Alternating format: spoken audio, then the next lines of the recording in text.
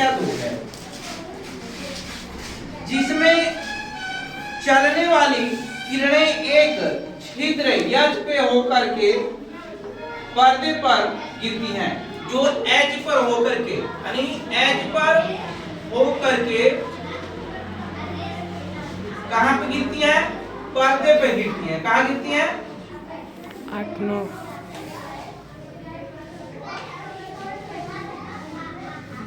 गिरती है। देखिए ये कहां गिर रहा है? H1 और H2 जाकर के कहां पे गिर रहा है? H पे। ये क्या है? बिंदु है, हेड बिंदु है, जिसको छिद्र बोलते हैं, है ना।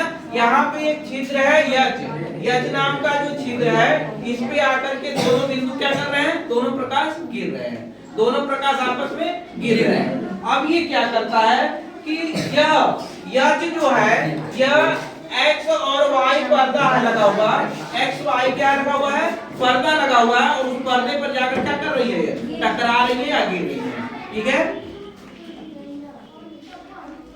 स्रोत S1 व S2 पर्दे पर प्रकाश के धब्बे S1 और S2 प्रकाश के धब्बे को मतलब धब्बा का मतलब जो रिफ्लेक्शन हो रहा है, जैसे ये प्रकाश आ रहा है यहाँ पे, तो इस धब्बे को कहां दिखा रहा है? प्रकाश S1 S2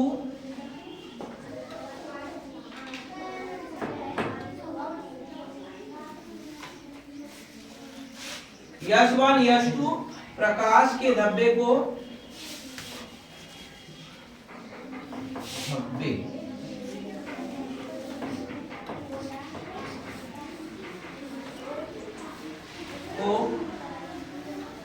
L1 और L2 पर दिखाता है। कहां दिखाता है? L1 और L2 पर दिखाता है। L1 और L2 पर दिखा रहा है ना, यहाँ से प्रकाश जा रहा है, यहाँ दिखा रहा है, और यहाँ से प्रकाश जा रहा है तो यहाँ पे दिखा रहा है। किस पर्दे पे दिखा रहा है? एक्स वाई पर्दे पे दिखा रहा है। इतना याद रखिएगा, किस पर्दे पर दिखा रहा है? एक्स वाई पर्दे पर दिखा रहा है। कौन सा बिंदु पर दिखा रहा है? L1 और L2 पे, L1 और L2 पे। और छिद्र बिंदु कौन है? यज। छिद्र बिंदु जहाँ पे दोनों आपस में टकरा रहे हैं, वो कौन सी बिंदु है? छिद्र बिंदु यज। और जो प्रकाश मतलब प्रकाश को भेज रहा है, वो S1 और S2 है। ठीक है। अब यहाँ पे L1 और L2 पे प्रकाश को क्या करता है? धब्बे दिखाता है। यदि हम ये स्रोत S2 को बुझा दें, तो स्रोत S1 धब्बे L पर पड़ेगा। अगर हम S2 को हटा देंगे, अगर S2 यहाँ से हटा देंगे, तो सीधा सीधा प्रकाश कहाँ जाके गिरेगा? L पे गिरेगा। कहाँ गिरेगा? L1 पे गिरेगा। अगर हम S2 को हटा देंगे, तो S1 का प्रकाश कहाँ जाएगा? केवल L1 पे गिरेगा। कहाँ जाएगा? केवल L1 पे गिरेगा। ठीक है। यदि हम S2 को प्रकाश को हटा देंगे, S2 के प्रकाश को मिटा देंगे, तो S1 का प्रकाश जो है डायरेक्ट जाकर कहां गिरेगा? पर्दे पर, XY पर्दे पर जाकर के L1 पे गिरेगा। ठीक है।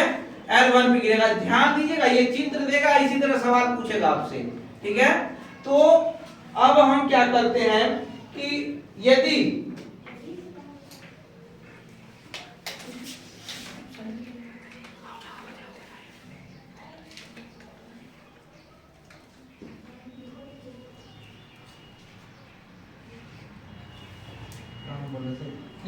हम स्रोत S2 को बुझा दे, तो हम देखते हैं कि S1 द्वारा धब्बा L1 की स्थिति, आकार तथा तीव्रता में कोई परिवर्तन नहीं पड़ता है।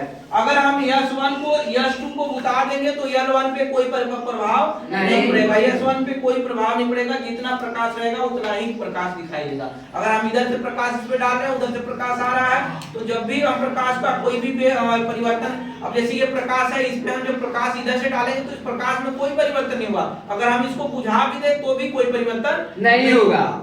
चाहे S1 जलता रहे चाहे बुझा रहे, प्रकाश पे कोई प्रभाव नहीं पड़ेगा।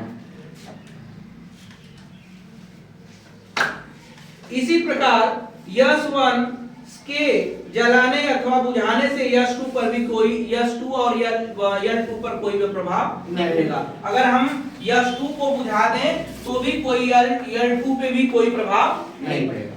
ठीक है, ठीक। नेक्स्ट चलते हैं। कह रहा है कि इसी आकार का तीव्रता में कोई प्रभाव नहीं पड़ता है। इससे यह स्पष्ट होता है कि दोनों स्रोत के एक साथ जलाने पर भी प्रत्येक स्रोत के छिद्र में से इस प्रकार गुजरती है जैसे कि एक दूसरे के स्रोत की किरणें वहां पर उपस्थित न हो। इस प्रकार प्रकाश की किरणें एक दूसरे को प्रभावित नहीं करती, अर्थात परस्पर अनिर्भर होती हैं।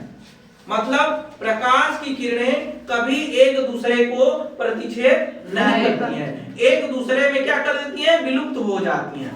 एक दूसरे में क्या हो जाती हैं, विलुप्त हो जाती हैं, विलीन हो जाती हैं, अर्थात कोई प्रभाव नहीं पड़ता। हमारे कहने का मतलब है कि जब हम S1 लाइट से प्रकाश डालेंगे और S2 लाइट से प्रकाश करेंगे तो दोनों प्रकाश जाकर के H पर मिलेगा, H हेड पे बिंदु छिद्र पे मिलेगा और यहाँ से फिर एक प्रकाश तरफ यानी L2 पे चला जाएगा और इसका प्रकाश L1 पे चला जाएगा। इस प्रकाश में कोई परिवर्तन नहीं होगा, चाहे आप S1 को बुझा देंगे तो S2 पर कोई प्रभाव नहीं, S1 को बुझा देंगे तो S2 पर कोई प्रभाव नहीं, ये सीधा L1 पे भी कोई प्रभाव नहीं पड़ेगा। और यदि S2 को बुझा देते हैं तो S1 और L1 पे भी कोई प्रभाव नहीं पड़ेगा, प्रकाश उतना ही रहेगा। ठीक है, इससे हम कह सकते हैं कि प्रकाश में कोई परिवर्तन नहीं होगा। ठीक।